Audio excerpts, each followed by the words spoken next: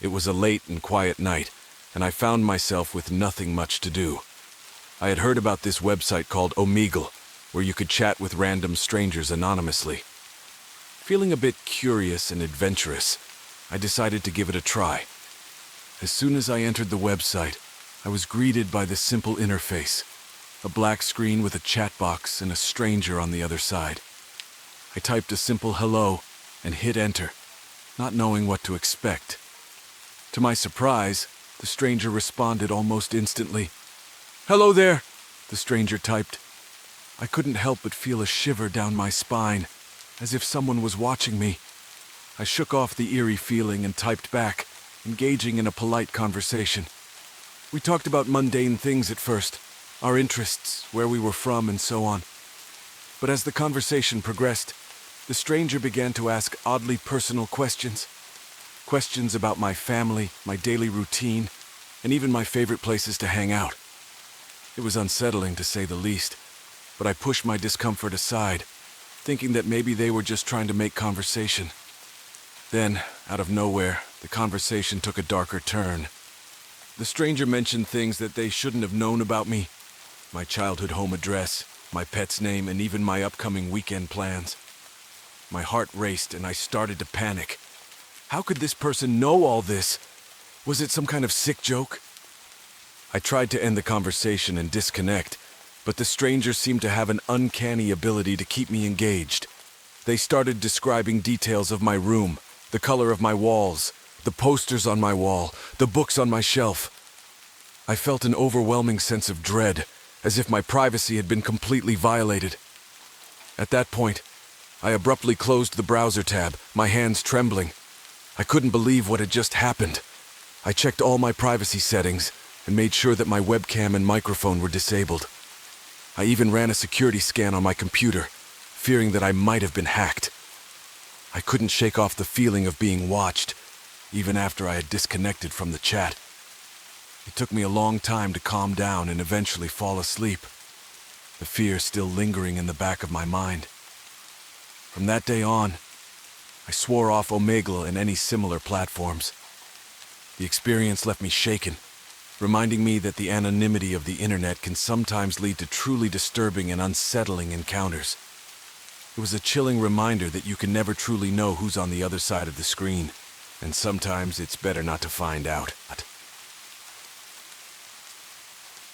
The flickering glow of my computer screen was the only source of light in the room. The clock on the wall ticked away the minutes, reminding me that it was well past midnight. I felt a sense of restlessness, a need to break the monotony of the night. That's when I remembered Omegle, the online platform known for its random video and text chats.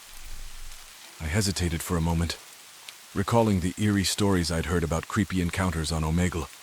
But dismissing those thoughts as mere urban legends, I decided to give it a shot, hoping for a casual conversation to pass the time. As the website loaded, I was greeted by a simple prompt. "You are now chatting with a random stranger. Say hi." I typed a cautious hello and hit enter. A few moments passed, and just as I was about to give up on getting a response, a message appeared. "Greetings, friend." I leaned in, intrigued by the mysterious tone of that single greeting. "Hey there," I typed, attempting to keep the conversation light. The response was swift, almost too quick for a normal typing speed. "Do you believe in the unseen?" I furrowed my brows, the question catching me off guard. "Well, I'm open to the idea of things beyond our understanding," I replied, not wanting to reveal too much. The stranger's next message sent a chill down my spine. "There are things that lurk in the shadows, just beyond your perception. Do you ever feel their presence?" Unease settled in my stomach, and I glanced around my dimly lit room, suddenly aware of the dark corners and the silence that enveloped me. "I think everyone gets that feeling sometimes, right?" The stranger's replies became more cryptic, more unsettling. They spoke of forgotten rituals, of ancient entities that watched from the periphery of reality. They described the sensation of being watched, of whispered voices in the night that only a select few could hear. My heart raced as I read their words. I felt a growing sense of dread, as if the stranger's messages were seeping into my surroundings. tainting the air with their eerie energy. "Do you want to see?" the stranger asked suddenly. My fingers hesitated over the keyboard, a mixture of curiosity and fear coursing through me. Part of me wanted to end the chat, to close the browser and escape this unsettling conversation. But another part of me, that persistent curiosity, urged me to continue. "See what?" I typed, my pulse quickening. "The unseen," the stranger replied. Before I could react, the screen glitched. The video feed, which had remained dormant until now, suddenly flickered to life. The image was distorted, a mess of pixelated colors and shapes. I strained my eyes, trying to make sense of it. And then, amidst the chaos, a face emerged. It was a face I didn't recognize, pale and distorted, with hollow eyes that seemed to pierce through the screen. My breath caught in my throat as a sense of pure terror washed over me. I slammed my laptop shut, the screen going dark. My heart pounded in my chest, and I took deep, shuddering breaths, trying to shake off the fear that had taken hold of me. Had that been a prank? A cleverly edited video? Or had I stumbled upon something beyond my comprehension? As I sat there, alone in the dark, I couldn't shake the feeling that something lingered just beyond the edges of my reality. Something unseen. Something that had somehow breached the digital divide. And from that moment on, Omegle's eerie reputation became all too real in my mind. I remember the night I decided to try out Omegle, just out of curiosity and boredom. It was a chilly evening, rain tapping against my window, and the soft glow of my computer screen lighting up my room. I had heard both amusing and creepy stories about the platform, but I never took them too seriously. As the chat loaded, I was met with the usual mix of mundane conversations, people asking about hobbies, locations, and the weather. Nothing out of the ordinary, until a new chat window popped up, simply labeled Stranger. We exchanged the usual pleasantries, and for a while the conversation stayed casual.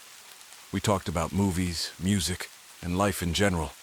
But then, the tone shifted. The stranger began asking oddly specific questions about my routines, my daily life, as if they were trying to piece together a puzzle. Unease settled in, but curiosity got the better of me. I decided to play along cautiously, revealing only minor details about myself. But no matter how vague I tried to be, the stranger seemed to know more than they should. "I see you're a fan of hiking," they typed. "Do you still visit that trail near the Appalachian?" My heart raced. How could they possibly know about that trail? I never mentioned it. Panic set in, and I considered ending the chat right then. But a strange mix of fear and fascination held me back. I hesitated for a moment, then responded, "How do you know about that trail?" The stranger's reply came swiftly. "I know a lot about you, more than you think. Don't you enjoy the view from your bedroom window?" I instinctively glanced toward the window, the curtains drawn, my stomach sinking. How could they possibly know where I was sitting? Was this some kind of sick joke? The stranger went on, describing my room in eerie detail. The furniture placement, the color of the walls, the bookshelf beside my desk. My mind raced, searching for explanations. Could they be a friend playing a prank? Or was this something far more sinister? As the conversation continued, the stranger's words became chillingly personal. They spoke about my childhood memories, my fears, my family.